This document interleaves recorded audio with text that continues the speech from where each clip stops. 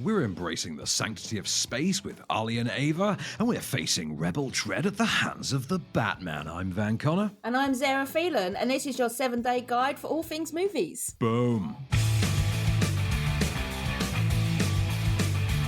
Groovy. Welcome to Off Screen, and yes, the week is finally here. The Batman is upon us. Is it real? Does it feel like we had trailers for the Batman 3 years ago? Because time has no meaning in the pandemic. Yeah, it just feels like, we've been here forever, waiting for this thing to come. It's not Batman forever, but we've been waiting for the Batman forever. Yeah. But we will get to the Batman later. Anyway, let's talk about Ali and Ava first of all, which we've both seen this week, which is a new movie from Cleo Barnard, director of The Selfish Giants, most notably. This stars, is it Adil Akhtar, who I think is he still in popular culture? I think best known maybe for Three Lions? Yeah, maybe. He does a lot of comedy stuff as well, doesn't he? He does, doesn't he? And he's always hilarious. But he's also starring alongside Claire Rushbrook, who, of course, to you and I, would be most recognisable from Plunkett and McLean, a film we both adore, and it's always nice to see her on screen again. And this is effectively a sort of just a friendship, a romantically charged friendship story between two mismatched types. She's the school teacher, he's the landlord. I think he's the landlord of one of her pupils' parents. Is that how it works? Yes, that's right, yeah. And they sort of become sort of unlikely friends, and it's how their relationship is viewed, for instance, by her family and is as regards his relationship status. Tell you what, we've got a clip of the sort of burgeoning friendship between the pair. You see if you can get the sort of infectious energy they go for with this. Come on, Ava. Come on, Ava. God, look a mess. Come on, open up. We're going to keep talking through this door. Oh, my God, it's like talking to my cousin. She's dead religious. Every time she sees me coming, she shuts the door. I've got to talk to her like this and all. Yeah, she finds it funny too. Come on, open up. You see, there's charm there, isn't there? There's charm to be found. The performances do have a little bit of charm, but I don't think that the script really does them much here. I don't think there's an awful lot new in the story department here, or too charismatic about it on the page that's not just being provided by the performers. Yeah, it just plods along, and it gives you nothing to really. It's got that whole story with her younger son, who was his father was part of the National Front, and that sort of comes in and goes up much hoo-ha about it. But yeah, it's considering this is like a middle-aged kind of love affair sort of thing, it's just like, yeah, is it over yet? Fair. I mean, this is the thing, because I really wanted to like this, because Cleo Barnard has her roots in sort of the heavily into the film scene in West Yorkshire in particular. So, especially being from there, I have a lot of friends who sort of overlap with her productions over the years. So there's a desire on my part to really want this to be better than it is, but I have to begrudgingly admit the performances are carrying this. Nicely shot and everything, but nothing revelatory. No one's taking this away going, this is the most glorious visual masterpiece I have ever seen. It doesn't particularly add, you're not getting anything particularly added to the story from the way in which it is shot, the way in which it is captured. Music plays a big part in it as well. I think that was probably the best part of it. yeah, I'll go with that actually. Yeah, but let's stick with music then and talk about our next pick for this week. So Ali and Ava, is in cinemas from today. So from today, Friday, March 4th, rated 15. Also in cinemas from today, and I presume on demand as well, is another film. This is rated 15. I had to check this wasn't rated 18. I'm not going to lie, particularly because of one word that I absolutely adore that is used within it, as you know. This is a new documentary called Rebel Dread, and it's a documentary about Don Letts. Now, Don Letts, if you're like me, is one of those faces that you know the guy to look at him like, oh, that guy. Yeah, I know that guy, because he's kind of a staple of the British music scene, but you just don't know why. And I just assumed he was a BBC DJ, if I'm really honest. until I watched this documentary and discovered that he was one of the early pioneers of reggae punk fusion and would become a prominent figure within London's punk scene of the 70s and 80s, finding close friendships and working relationships with bands like The Clash, the Sex Pistols, Elton John in his late years, all sorts. Bob Marley as well, don't forget. Bob Marley, quite famously, yes. He made over 300 music videos as well. And I believe Prince is pictured at one point, I think, somewhere. Prince, and incredible documentary. But even if you aren't particularly interested in punk music, the thing about this is it's such a wonderful whirlwind tour through just the heyday of popular culture of the age. It's just like a jukebox toe tapper at its finest. Have a listen. Punk rock's a living thing. It's about turning problems into assets. And as a first-generation British-born black, that's something I know a lot about. That was the thing about the racial climate in Britain. It was pretty on fire when it came to dealing with the authorities, like the police and stuff like that. And for us, being the generation born and raised here, it wasn't about trying to fit in. We had a different fight. So the Roxy Club is this punk club, and Don was going to be the DJ. One day he just announced, I'm going to get a camera. And from that moment, he was filming practically every band that played there. It's a hell of a story, isn't it? As you can hear from it, Don Letts becomes this sort of... I don't know how to describe him other than to say his story plays like a sort of weird London punk music equivalent of Forrest Gump. He just sort of happens upon just all these great moments of pop culture history. And yet he's just one of the coolest, most chill guys you'll ever see. He just casually walks in on some of the most iconic things that ever happened. I got to know London because I went out for dinner with The Clash, like as you do. Yeah, cool. But okay, that was the music scene in the 70s, 80s. It's just like, it was so easy. And I think that is kind of what inspired me always to work in music, because obviously I used to work in music before this. And it was that kind of what he was portraying there as a piece of that. yeah. And the best part is, as you can hear a little bit from our clip as well, his attitude is quite singular. Like, he has a very distinct level of introspection. One that's quite admirable, and it's in that quote that I put at the very first line of my Morning Star. What was it? We won't use the actual word, but we'll say it's, have a good time, look good, and try your very best not to be a particular cuss word. It gets me every time. I know. I want it. I want it in on my wall in that live, laugh, love nonsense. I really do. But really great documentary though, and it does work it does work really well in handling the balance between getting people with a perspective on Don Letts' career and life and his influence and legacy. Without running the risk of becoming distractingly just a reunion of his famous mates. You know what I mean? Let's just get the Rolodex out, for instance. I mean, you get like a sequence at the very end, for instance, when you start going through his famous photos, as you do over end credits. But that's very indulged and earned at that point. Like the film itself, not like that. Works very well. If you know nothing about him, it's just an interesting, almost Forrest Gump-like story.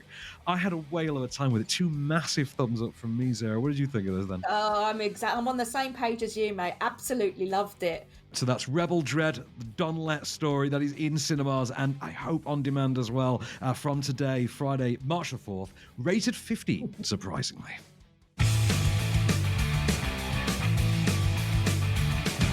Welcome back to Offscreen, and next up on our cavalcade of new cinematic offerings. I mean, they're all in cinemas this week, it's worth noting. I think next week we've got like half of them are going to be on streaming, but this week we've got, I think, half are available on demand, but everything is in cinemas.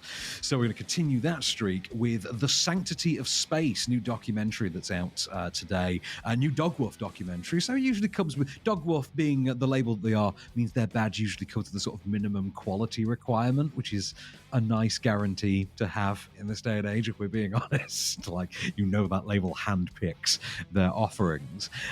This is not one of the better ones, I'm not going to lie. It's called The Sanctity of Space. It's directed by, I'm going to read it out, Renan Ozturk and Freddie Wilkinson, who, along with, what was his name, Zach Smith, they're a trio of climbers who, inspired by this iconic photo of the Ruth Gorge in Alaska, a photo by, I think it's Brad Washburn, they decide that this particular path, this particular trail of peaks that run along the Ruth Gorge in Alaska, that starts with something that's called the Moose's Tooth and includes things like broken tooth and I think shark's tooth. There's a lot of tooths. Whoever named these mountains was clearly a dentist, obviously, but they do actually look like teeth. They decide they're going to climb all these mountains based entirely on this iconic photo. This is all like, it's in modern day, so they've got GoPros and things. This is the story of their fanatical expedition, their fanatical commitment to this expedition, based solely, as I say, on this one photograph.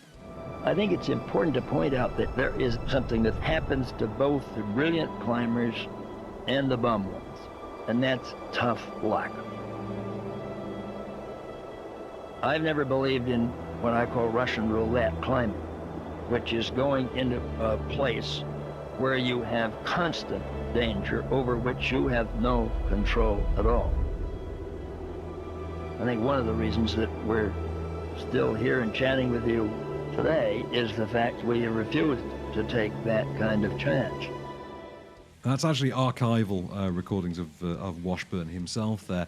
And the documentary would really love at times to be telling you an interesting story about Washburn, but really it isn't.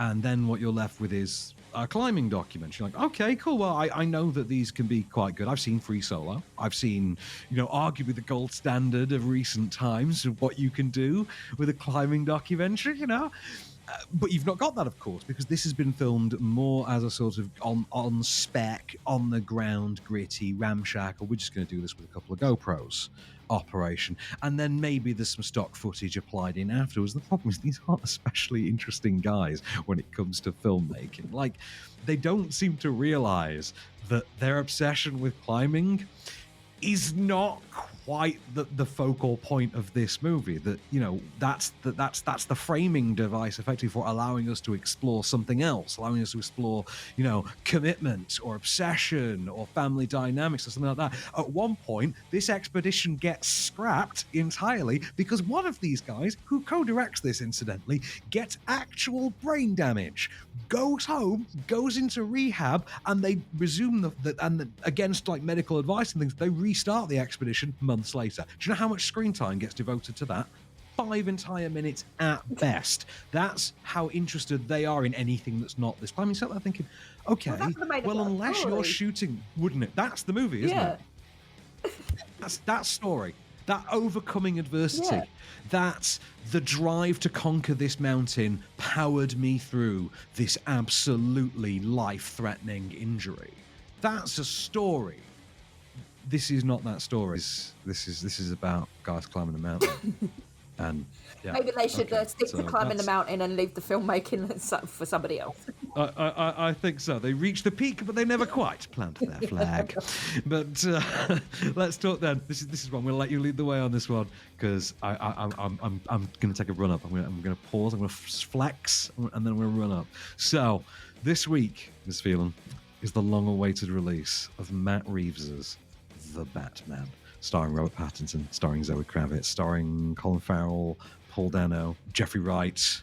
Take it away. Yeah, we've got Batman is back again this week. There's basically a sadistic killer is on the loose, and he starts leaving around cryptic clues, and it's actually the Riddler. So everybody should know who the Riddler is after all these years. They're not really making that. They don't make that too secret, do they? Because I think the question mark is one of the most iconic parts of Batman. So I think we are meant to know. Yeah, basically, and it's all about the Batman's forging new relationships and fighting power and corruption within Gotham City. I've been trying to reach you. Riddler's latest. It's all about the Waynes.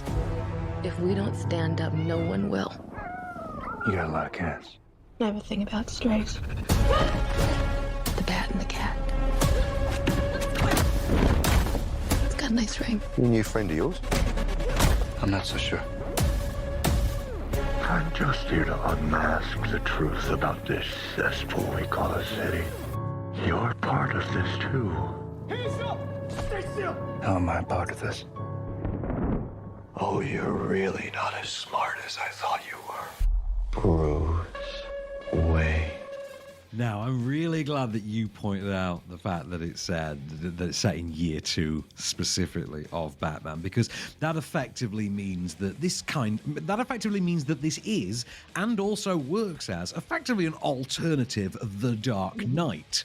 So there's a lot of this movie where what you are watching is basically The Dark Knight in service to the movie Seven, in the same way that Christopher Nolan's The Dark Knight was in service to the movie Heat. Yeah. You know, in exactly that way. That is very true, actually. I didn't think about that, but yeah, you're right. But in the same way, though, the reason for that similarity is because this is borrowing from the exact same source material that The Dark Knight is, which is The Long Halloween. Yeah. Like, you go back and read The Long Halloween now, and it is fascinating how cleverly Nolan and indeed Matt Reeves in this case have both managed to take the same set pieces, in a sense, and jumble them all around and construct entirely new ways for A to get to B to get to C, to connect those dots, and how it all works together. It's a really well done way. I liked Pattinson as Batman. I didn't like him as Bruce Wayne. I am going to say that because I'm sorry, but emo Bruce Wayne, it just doesn't work for me. I felt exactly the same way. I was like, yeah, put your batsuit back on, mate. I'm not having that. Yeah. But at the same time, and I will say this about this movie, and this is part of it, the movie works for me because it understands what Nolan and The Long Halloween do as well, which is you keep Batman in the suit and you don't have it specifically be a story about Batman. I mean, in a sense, this does become about Batman, but not, if you know what I mean. Like, it becomes about Bruce Wayne in a sense. But in a very modern day, we have to have accountability for our institutional racism and things like that, kind of a sense, which is very modern, but at the same time, remember, this is adapting material from 1996, I think, so maybe they were just cutting edge, which they probably were. It works, and they do think to keep Pattinson in the Batsuit for a long time. It is Bale-era clever, but it can't quite resist at times becoming Affleck-era stupid and hyper-violent, which is a bit annoying, to be honest. And you can definitely tell with Pattinson's portrayal of Batman, it is definitely Bale-influenced as well. Yeah. Well, because, like, to an actor like Pattinson, that's going to be like his, he's like the gold standard, because he's my Batman. You know what I mean? Like, Daniel Craig would be his Bond, like, in the same way that anyone of our generation who got cast as Bond would be like, it's going to be like Pierce Brosnan or Connery or something like that. It's going to be like whoever your generation is. Like Eccleston's my doctor, for instance, you know. Yeah. But I think there's a lot going for this. I think Paul Dano works as a version of the Riddler, I would say. I think it works as a reinvention in the same way that Batman Begins kind of did, but you are best off looking at this as sort of an alternate Dark Knight. And you can genuinely watch this as a sequel to Batman Begins, and it works. It really works. It's quite clever. Yeah, no, I totally agree there, actually. Thumbs down, 2 thumbs up, 1 thought. What are you giving it? Well, I'm definitely a thumbs up. I really liked it, but, again, it is way too long, and unfortunately, I did, pass out. 15 minutes. I mean, it's near 3 hours, isn't it? It is near 3 hours. Yeah, you just don't need that, man. Seriously, you can chop it down a little bit. I'm sure there's a few bits in there that didn't really need to be there. Did you think, though, that a big part of the problem was because it is staged quite epic, like a comic book, that it did arguably feel at times like you were binge watching maybe an HBO Max show? Yes, yeah, definitely. Yeah. I felt that at times too. It's the Irishman problem, as I call it. But so anyway, 2 thumbs up for me. I loved it. It kind of is everything I wanted from a Batman movie, which is just let the guy solve a case and just cross paths with his villains along the way. Yeah. Thumbs up from me. We have a good Batman. We don't have a great Bruce Wayne. We've got a good Batman and a decent Alfred too. Yeah. Now it's time for a segment we like to call Off Screen Pays the Bills. Hey, Zehra. Hi, Van. What's going on? Ain't nothing going on but the rent. You know how it is. But to be honest, we just as easily take on our sponsors this week for free because we kinda love them. Mel Science are our sponsors this week, and we could not be happier. To those not in the know, Mel Science are a subscription service that offer monthly science boxes. Just like we boring grown-ups have our weekly meal boxes, only these combine hands-on science experiments with both virtual and augmented reality tech to engage kids and get them loving science. And they're very, very good kits, but why just take my word for it when you could just as easily ask the intended audience? Everybody, say hello to Jaleel. Jaleel's about to turn 8 this next month, and Mel Science were good enough to send him the Mel Physics polarized light set to try out. And this is what he had to say.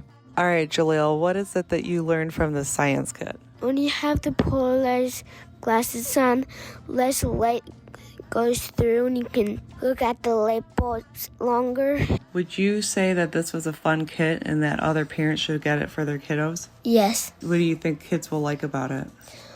I think they'll like all the colors and see and learn stuff about light. And is it lots of fun? Yes. Awesome, thank you.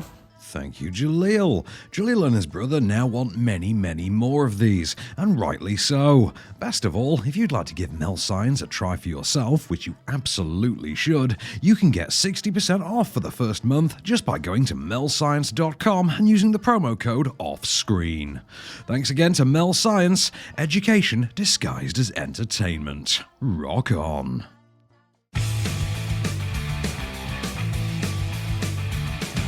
Welcome back to Off Screen, and keeping the good times rolling, we're taking it over to Freeview and talking about the next 7 days of cinematic goodness to be found on telly, or we would at least if I still had my script open, which I stupidly closed to look on IMDb.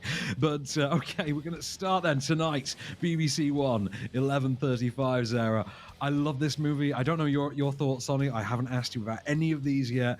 I love this movie. This is from, I think, 2017 or 2018. Stars Jason Bateman, Rachel McAdams. It's game night. Written and directed, I think, by John Francis Daley and Jonathan Goldstein. This is the story of a group of friends who get together for a game night. It's all gone a bit stagnant. The show-off older brother comes to visit and decides he's going to inject his own sense of fun into proceedings. Played by Ron Livingston, as you'll hear here. In the next hour, someone in this room is going to be taken. And it's going to be up to you to find them before they are murdered. Oh, it's a murder mystery party.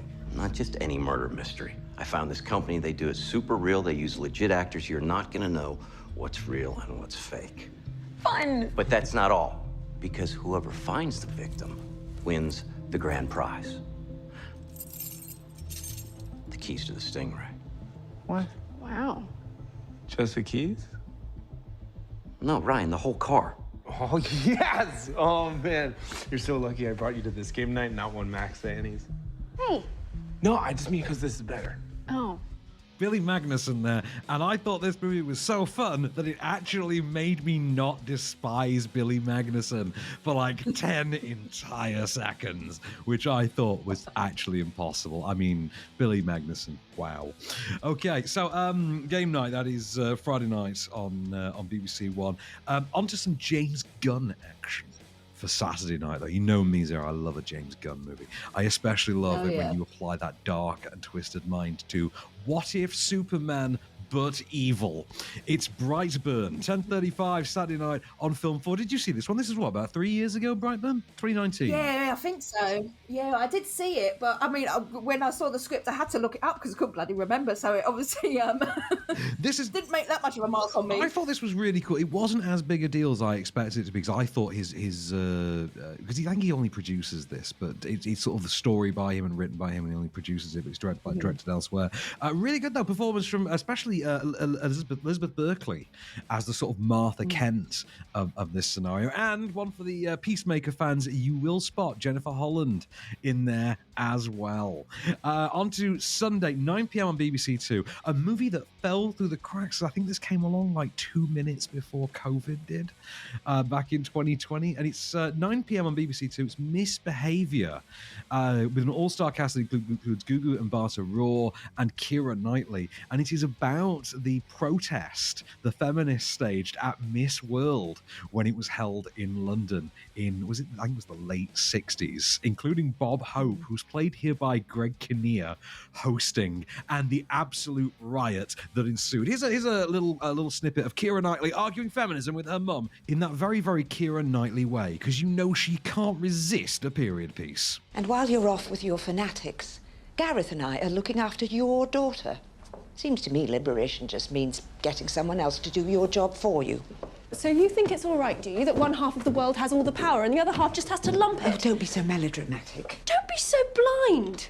You couldn't even get a bank account without Dad's permission. The doctor wouldn't give you birth control. That was one bank manager and one doctor. Just because you swallowed it doesn't mean I have to. So you can hear this sort of agenda that they're going for on this one, and it lands its point wonderfully. As in, it's one of those that wonderfully asks you, and it's quite successful in asking you to basically look exactly how little has changed in this amount of time, and it's about as subtle as a sledgehammer, and it works because it plays into just how over the top Miss World itself is, how gaudy and ridiculous it is, and like the idea of like Gugu and Barta Raw for its being the contestant who could win this and it could be taken seriously, and Jessie Buckley, for instance, could take this down from the inside. It's really something. Did you get to see this one?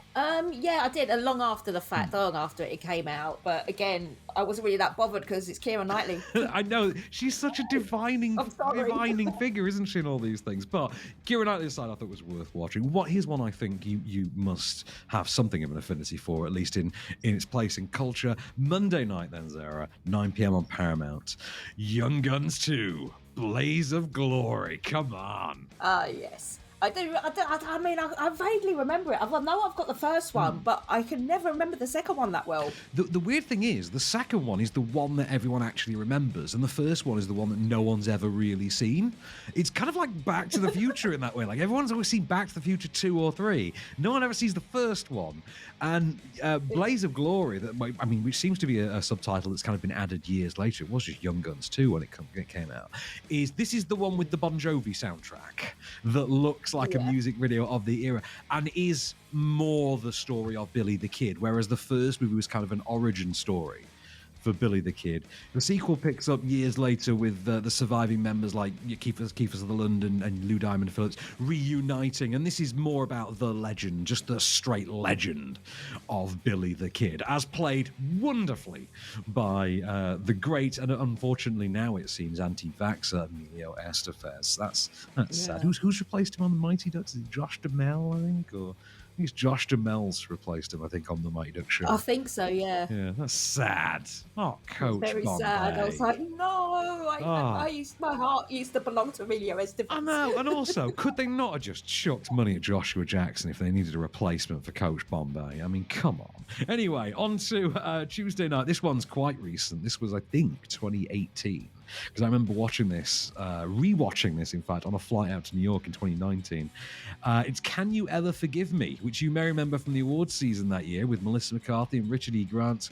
9 p.m. on Film 4 Tuesday night. She's the sort of down on her luck grifter she's a sort of failed writer. She's a failing writer. Who determines that she can make money by forging letters from famous authors and quickly floods the market with what, unbeknownst to the masses, are these fraudulent documents, enlisting her friend, the substance-abusing, over-the-top, drunk Richard E. Grant along the way. I think we've got to clip it from it. I thought this one line here was particularly clever, don't you think? It's wonderful. I love his writing. And Dorothy Parker as well. Caustic wit, Caustic wit is my religion. I can't carry it off. You certainly can. Doesn't help too much in the relationship department. I'm sure that's not true. Okay, should we settle up? Yeah.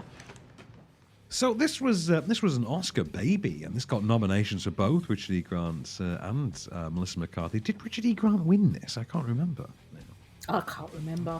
I genuinely can't. I mean, it's fascinating how quickly you forget the Oscar winners, but still worth a revisit though. And it is. I mean, it's also, Melissa McCarthy in a role that you very rarely see her in, and she's a bit more serious with it, which is really good. I mean, that's why I enjoyed it. Yeah, very much so, and because I think she goes quite sort of dweebish as well for this, which is a kind of a real change of pace for her. She goes quite studious, and it is about the desperation. And I think there's been hints of it in the comedy before. We're seeing her do it for straight drama. She's really good at it, definitely. Yeah. So, a movie title you've no doubt heard me utter at least once every 6 months for the last decade. Wednesday night, March 9th, 11:10 p.m. on Film 4. I don't care if it's only been 3 months or 6 months since the last time I told you to watch Snowpiercer, but if it's been that amount of time, it's probably time for you to watch it again. So, Snowpiercer, which only got its UK release 7 years later when Bong Joon-ho won Best Director and Best Picture and Best Foreign Language Feature. Not that anybody told you so. Is on Film 4, Wednesday night at 11:10. If you've not seen this, I recommend it. It is better than the TV show. Anyway, let's enough of my semi-quarterly plugging of Bong Joon-ho's Snowpiercer. Which, you're a Chris Evans fan. You must love Snowpiercer, right? Of course I do, and yes, the main draw is Chris Evans, because he's a brilliant actor, Bearded grizzly baby eating Chris Evans, that is. Yeah, I'm just feeling a bit hot and bothered just thinking about it. So let's move on. The last one of the week, Thursday night. You told me you'd not seen this, and I was quite surprised because I would have thought you would love this. If you've not seen this, Zehra, watch it. You will thank me. You will adore this. It's the first big film from Neil Marshall on Thursday night, 11:20 on Film 4. It's Dog Soldiers from, I think, 2002. Stars Sean Pertwee, Kevin McKidd, Liam Cunningham. There's a who's who of British actors who you no doubt will recognise from, in recent years, every fantasy show on cable. So everyone in this has turned up in Game of Thrones, The Forbidden Kingdom, The Last Kingdom, The Glass Kingdom, The Window Kingdom. Anything with a kingdom in it has had one of these guys. They've been in all the kingdoms the last few years. And in this one, in Neil Marshall's first sort of big feature, they are the platoon who are doing training manoeuvres in the Scottish Highlands when they happen to be set upon by a pack of werewolves. All of this is done in glorious John Carpenter 80s style exploitation cinema sensibilities, and that sort of a watchful vision. It's grisly, it's gory, it's stupidly lantern-jawed and macho, and it knows it, and it has an absolute ball with it. It's on, as I say, 11:20 Thursday night on Film 4. Tape it, hit the Sky Plus button if you're not going to be able to watch it live. Do not miss Dog Soldiers. It's honestly, I think, one of the best movies of this century. It's one of the best horror movies, if nothing else. Do not miss Dog Soldiers.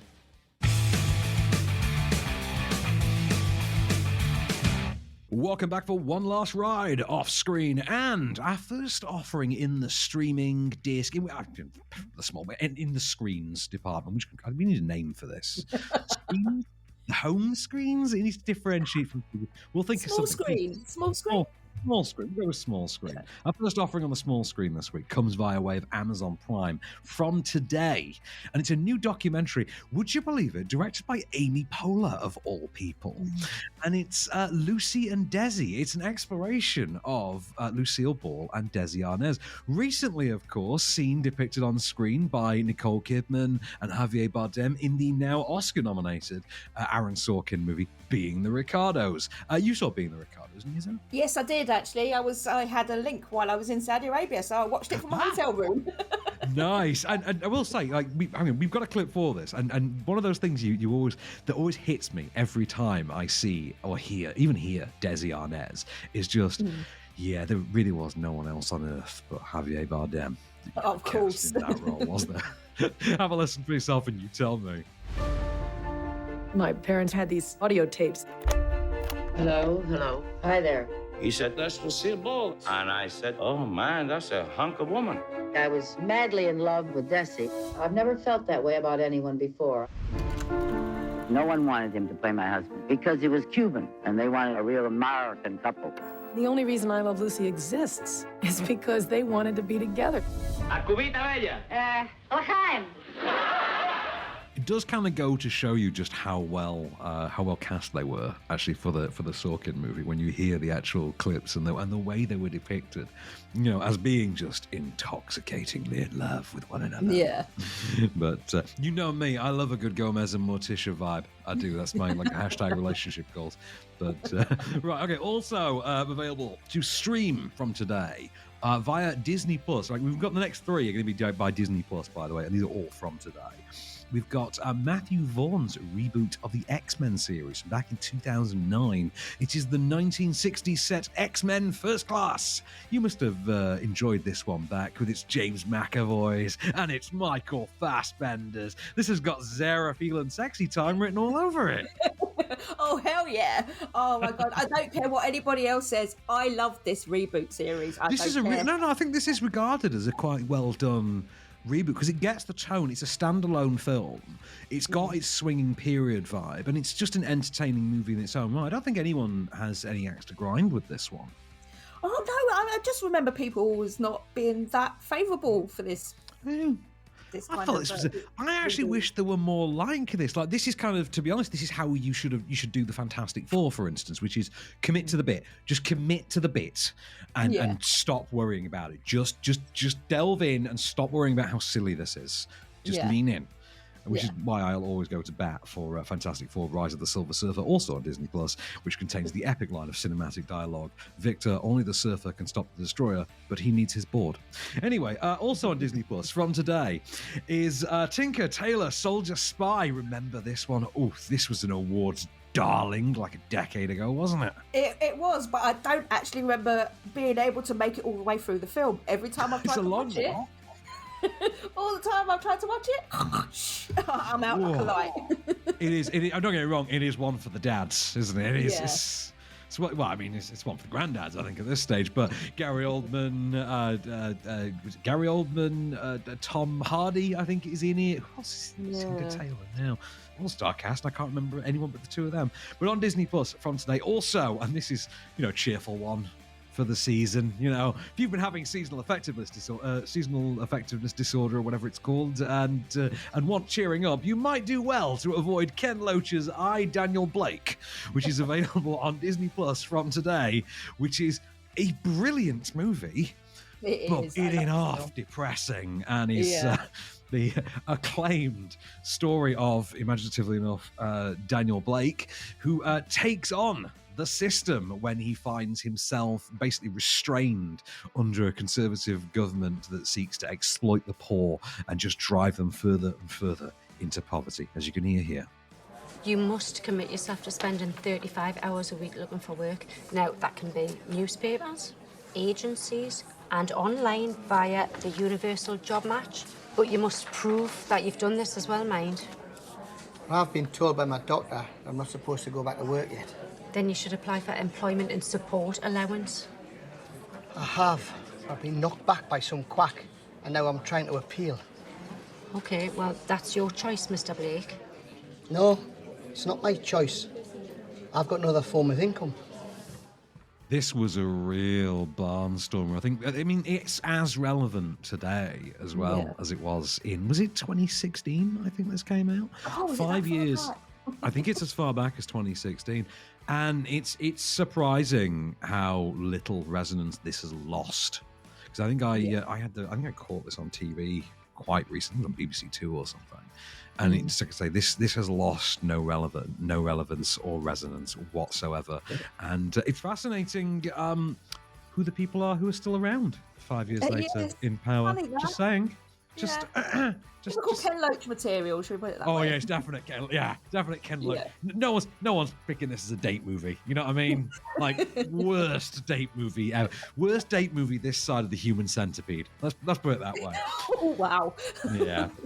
Let's go down to Saturday. Okay, so tomorrow on Netflix. This was an awards darling. I think this was 6 years ago. This was, I think, one more for the Cardigan crowd, but this was August Osage County. I think this was the year before I think, I, Daniel Blake. This was Meryl Streep and Benedict Cumberbatch. You remember this? The family around the dinner table. The whole thing was just the family around the dinner table. I never saw it. I don't think. No, I didn't see it. No, it wasn't one of the heavy hitters for that year. Let's put it that way. It got nominated for a fair few, but it just wasn't. It wasn't really a standout offering. Yeah. One that does stand out on small screens this next week, and I mean, don't get it wrong, you have to invite this one willingly into your home. You have to go to a store and put money down to buy this movie. And I'd be tempted to purely to take this to a car park somewhere, douse it in lighter fluid, set it on fire, and dance nakedly around it, as if to challenge the evil spirits contained within. It's Dear Evan Hansen, the cinematic adaptation of the hit musical, which might be one of the most terrifying things I've ever seen depicted on screen.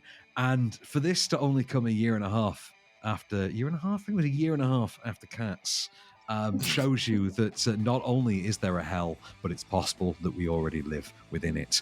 It is the story of a high schooler who is assigned by his therapist. He's got, first of all, he's got every condition seemingly going.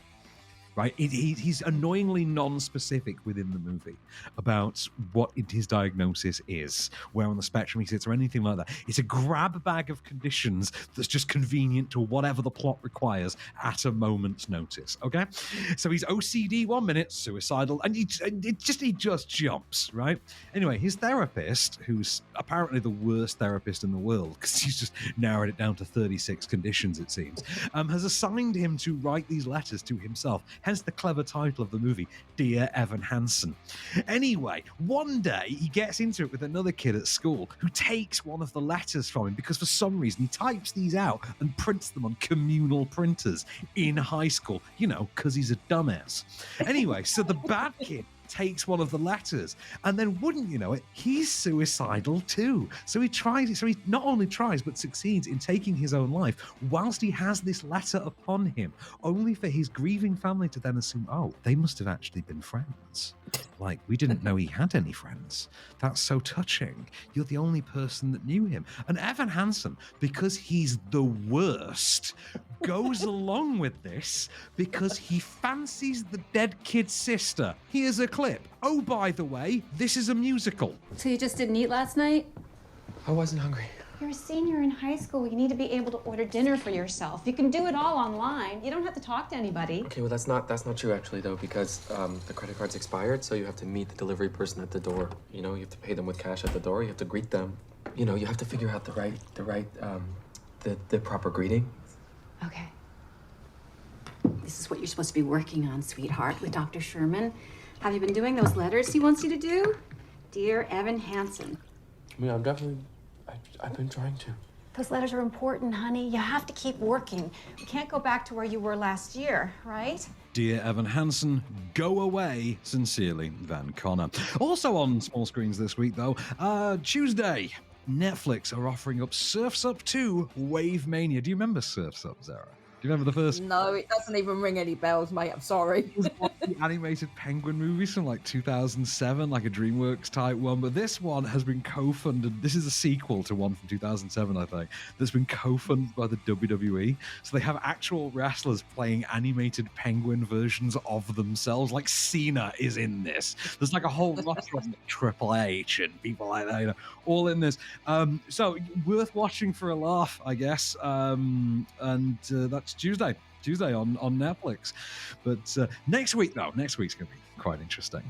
Next week we've got two on streaming. Turning Red on Disney Plus. The new one about the little girl turns into a big fluffy red, like panda type thing. We've got the App Project on Netflix. The Ryan Reynolds time travel thing.